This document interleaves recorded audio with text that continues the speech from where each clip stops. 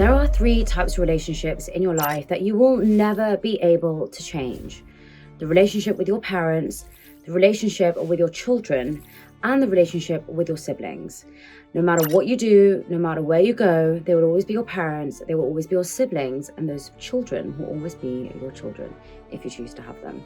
And you'll find that apart from your partner, your wife, your husband, your boyfriend, or your girlfriend, you'll probably argue with these three types of people more than anyone because you love them the most, and therefore you'll probably just fight with them the most.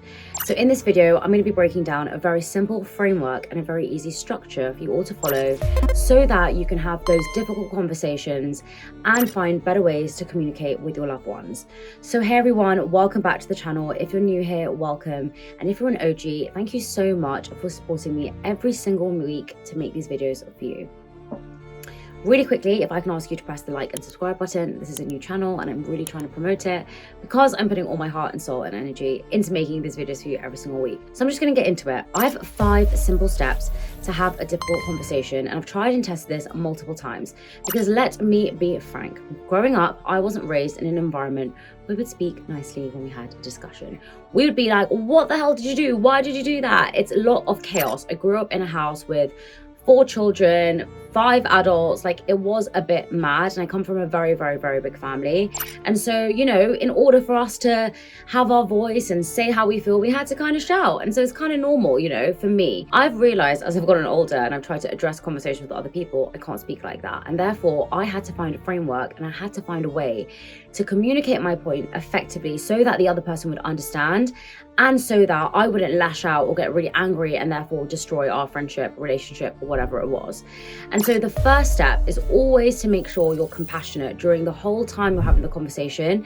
And it's the step that kind of underlines all of the other steps, because throughout each step you have to be compassionate. I mean, if you're not compassionate, you're not empathetic, then the other person is just going to feel like you're projecting your views up onto them and you're just giving them your perspective. And that's why the foundation, the first brick to addressing a difficult conversation, is to have compassion. Okay, the second one, which is the most important and the one that we kind of skip, because when you're trying to have a difficult conversation, a lot of the time you're probably filled with emotion, whether that's anger, rage, whether that's, you know, you're upset, whatever it is.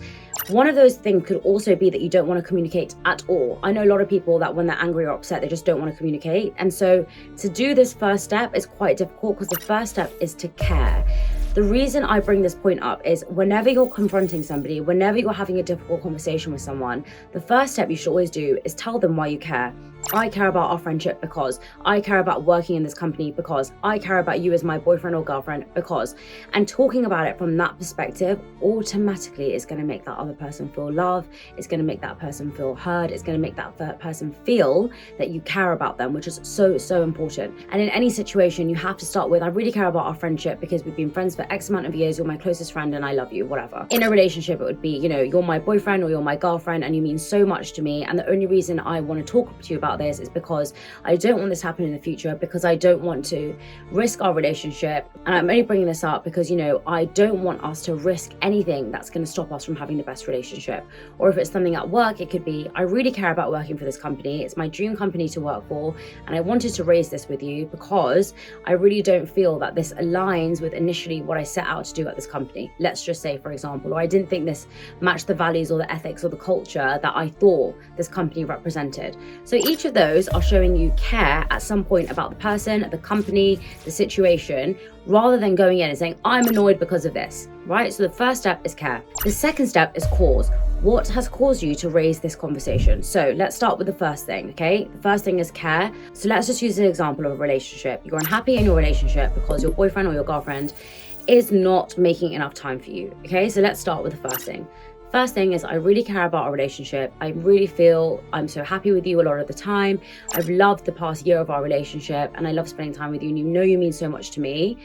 But the reason I wanted to raise this with you is because recently I've been feeling really upset because you haven't been making time for me. So the second part is the cause. Why are you raising this, right? That could also be, you know, I really love this company, but I feel at the moment I'm not being valued in my team because I never, ever, ever get X, Y, or Z, whatever it might be, right? So you have to state the cause. Why are you actually upset about the situation? The third is consider. Now, this is the hardest part because to consider someone else's perspective when you're angry, when you're upset, when you don't want to speak to them, feels impossible. But this is why I think this framework is very easy and simple for you to follow. You can genuinely print this out, write down underneath what it is you're feeling, and then present it to the other person. And if you want a workbook where you can fill this out, just click on the comments, click on the description, and I've filled out a workbook. So genuinely, before you have a conversation with someone, just fill it out. You can do it virtually, you can print it out, whatever you want to do, just fill it out so you know you're having a structured discussion. Anyway, so the third point is to consider someone else's perspective. So let's go back to the relationship, okay? I've stated why I care, I've stated the cause, and the third step is considering their point of view. So I really love you. I love being with you for the past year. You're my soulmate, whatever it is. The second one is I'm raising this with you because I've been really upset that we haven't been spending much time together and I feel you've been neglecting me. Third is, I know you're super busy with work and I know you're stressed out at the moment. By saying that and already understanding their perspective, you are already in their mind thinking, okay, well, yeah, they've thought about me. They're not just thinking about themselves. You're making that person feel heard and seen. And that links so easily to the fourth step, which is the cure. Now, the cure is, what is the solution? How are you going to move forward with this, right? So if you've done the first step, which is I care about you, the second one is the reason I'm raising this is because you don't spend enough time with me. The third is I understand you've been working really late recently. And the fourth is, but I'd really like to have one night a week for 3 hours or 4 hours where we have a date night and we spend that time with each other. And I know it's protected. So no matter what comes up, no matter what happens in the week, we know that that's our own time. That would make me feel really appreciated. And I think it would really strengthen our relationship. And I really love you. And that's why I wanted to raise this with you. It's a very different conversation than going to someone and saying, you don't make time for me, you don't care about me, I'm done with you. And that is a lot of the time what happens, because we're not taught to have difficult conversations. We're not taught to, present it in a very structured way. So the steps are care, cause, consider, and cure. They're 4 really easy steps, with remembering compassion, which is kind of the fifth step, or the first step, is that beneath everything. And you have to be compassionate whenever you're having a conversation. The reason I say that you should print this out or you should write it is if you find confrontation uncomfortable, if you find having difficult conversations really, really tough, this can be a really simple way where you're being compassionate, you're being considerate, you're understanding the other person's perspective, you're putting your point across in the right way, and you're saying it in a very structured, logical way in which it's not irrational and erratic, so the other person is not going to react badly.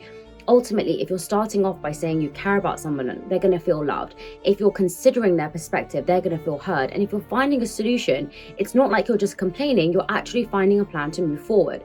So whichever situation you can apply this in your life, whether that's at work, whether that's in your relationship, that's whether your family, whether that's your sibling, it's a very easy way to approach a hard conversation. Because let's face it, hard conversations are not that pleasant. But by following this framework, it's super simple, it's super easy, and it's really nice way for you to make sure you're encouraging open dialogue. And it's a really easy way for you to make sure that you're really connecting with your partner. A lot of the time we're just told to hide away our feelings, not share our emotions, and not bring up every little thing. But if you're bringing things up in the right way, if you're communicating in the right way, it's ultimately not going to be detrimental to a relationship, because you're not building up all of these emotions inside. A lot of the time people just flip after a long time, and that's because they haven't had these conversations leading up to that massive blowout. And that's why I wanted to create this framework and share it with you, so that if you're planning to have a good, difficult conversation, this will make it a little bit easier for you. And don't forget, if you want this framework, where I've put it into a worksheet where you can print it out or kind of fill in your thoughts online, just click the link that's in my description and I'll send that to you for free. I really hope you enjoyed this video, and if you did, I'd be so grateful if you give it a thumbs up and subscribe to my channel, because it's brand new. I hope you all have a wonderful morning, afternoon, or evening, wherever you're watching this, and I will see you in my next video.